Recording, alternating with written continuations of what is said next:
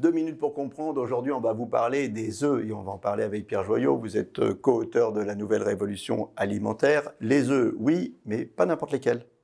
Non, la qualité de l'œuf est primordiale. Un œuf consommé quotidiennement doit être issu d'une agriculture raisonnée, d'une poule élevée en plein air, nourrie dans son environnement naturel. Pourquoi pas de la filière oméga 3, avec notamment la filière bleu blanc cœur qui nourrit les poules en plein air avec des graines de lin riches en oméga 3 pour que l'œuf soit très équilibré sur le plan des acides gras oméga 3, oméga 6. Et c'est important de savoir ce que mangent les poules parce que finalement, c'est elles qui vont faire l'œuf, hein.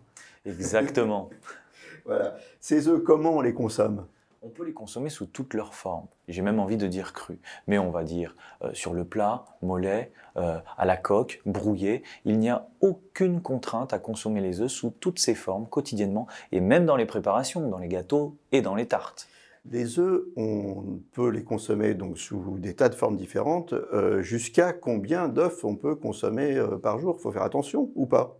On les a souvent diabolisés, mais il a été montré aujourd'hui que si on consomme tous les jours des œufs, 2 à 3 œufs par jour, dans le cadre d'une alimentation saine et équilibrée contenant énormément de végétaux, de fruits et de légumes, avec des œufs de poules élevées en plein air, comme je viens de le dire, il n'y a aucun problème, même pour un potentiel risque cardiovasculaire, de consommer jusqu'à 15, 17, 20 œufs par semaine. Et alors, même si j'ai du cholestérol?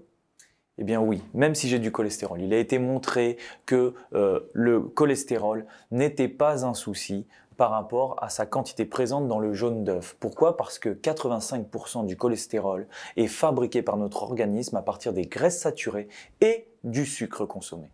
Alors, les œufs, oui, mais pas n'importe lesquels, et surtout dans le cadre d'une alimentation équilibrée, vous l'avez dit, une alimentation riche en fibres.